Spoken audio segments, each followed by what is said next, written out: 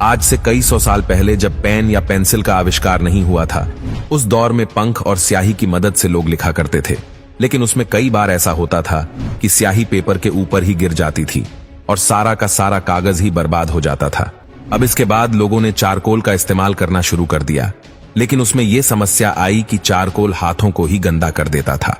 अब इसके बाद 1790 में फ्रांस के वैज्ञानिक निकोलस जैक्स कोंटे ने पेंसिल का आविष्कार किया, जिसने चारकोल को लकड़ी से कवर कर दिया, जिसे आज हम पेंसिल कहते हैं।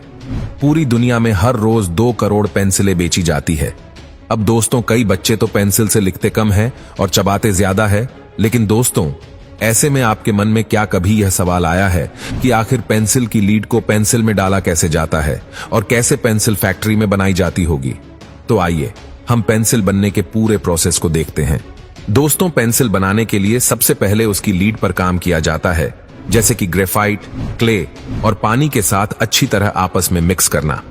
इसके बाद प्रेसिंग मशीन इस मिक्सचर से लीड को आकार देकर बाहर निकाल देती है।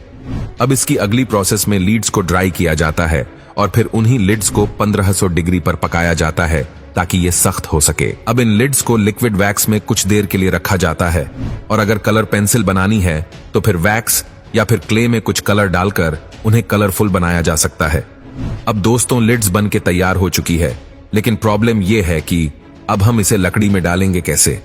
दरअसल पेंसिल तो सिर्फ उन्हीं लकड़ियों से बनाई जाती है जो कि बाद में शार्पनर से छील जाए और इतनी कमजोर भी ना हो कि हाथों में ही टूट जाए, और इसीलिए पूरी दुनिया में पेंसिल बनाने के लिए देवदार लकड़ी का इस्तेमाल किया जाता है। अब सबसे पहले लकड़ियों को बड़ी बड़ी शीट्स में काटा जाता है और मशीन से कुछ इस तरह से इनके ऊपर सांचे बना दिए जाते हैं ताकि ईन के ऊपर लीड को रखा जा सके। सबसे पहले इन सांचों में अच्छे से ग्लू भरी जाती है और फिर इसमें लिड्स को डाला जाता है ताकि वो अच्छी तरह से अपनी जगह पर चिपक सके। इस तरह की एक और वुडन शीट को इसके ऊपर रखा जाता है।